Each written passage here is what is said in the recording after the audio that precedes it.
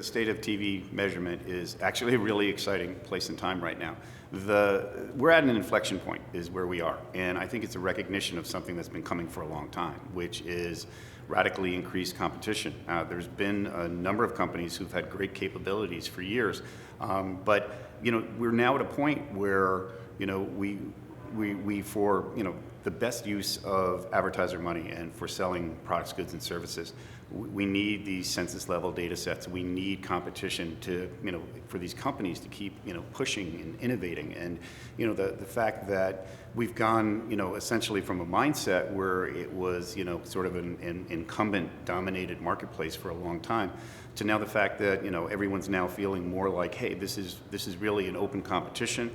And there are multiple suitors, and for some people it's the consideration of maybe just a second currency set or currency and measurement set as either a parallel or a secondary.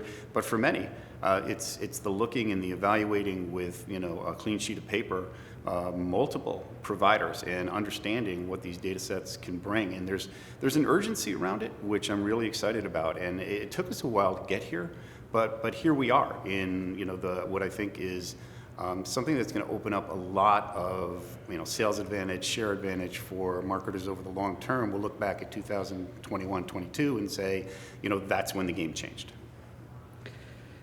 Yes, you mentioned multi-currencies. I wanted to ask you a bit more about that, especially now that we're nearing the upfront season. Right, and multi-currency, I guess this is, Upfront has different handles every year, and we kind of put a label on each one of them, and I guess this has, been tabbed the multi-currency upfront, or one of the first true multi-currency upfronts. And, so be it. We're in a place right now where, where agencies and sellers, buyers and sellers now are getting very well steeped in looking at multiple options as they're trying to find, hey, what is the best truth set?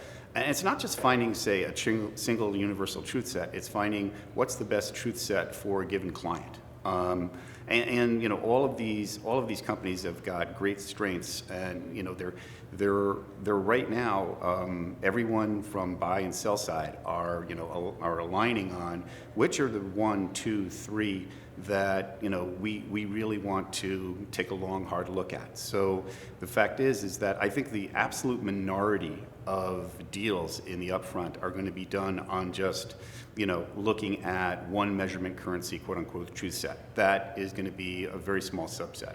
I think the larger set are ones where there's going to be parallel data sets. There's going to be guarantees, secondary guarantees.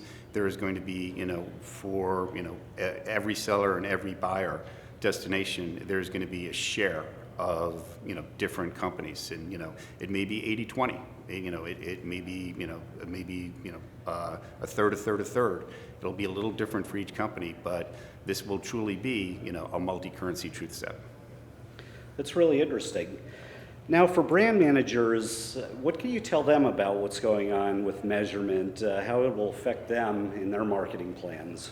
I think the great news for brand managers and for advertisers is the fact that we're now dealing with data sets that are in the tens of millions. We're now dealing with census level data sets, and that's the players that are up and coming. That's their hallmark. Nielsen has launched their big data, and so now we're dealing not in the thousands but in the tens of millions. And what that allows to happen inside of the buy is it allows for a lot of effective matching in terms of there is such a great understanding of the granular level of customers and all the different subsets that they fall into, and to be able to have the stability and the matching and the real ability to move from understanding something like a target audience to understanding customer sets. I think that's the biggest thing. We're for me,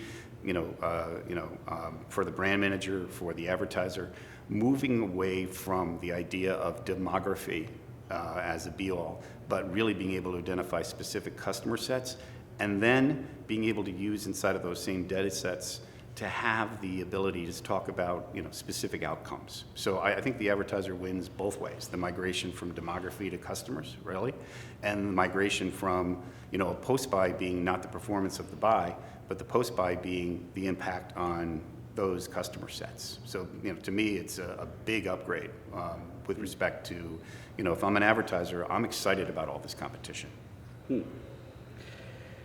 So yeah, we've covered a lot of ground here in these few minutes. What do you see as the key takeaway on advancing this whole dynamic? It's what I've seen, frankly, in the last 24 hours in this BeetRetreat, and that is collaboration. That is, a real dialogue with urgency between buy, sell, and sell side. What we've seen in the dynamic so far in the retreat is, tremendous amount of exchange of tough questions, exchange of, well, here's a way we can get things done.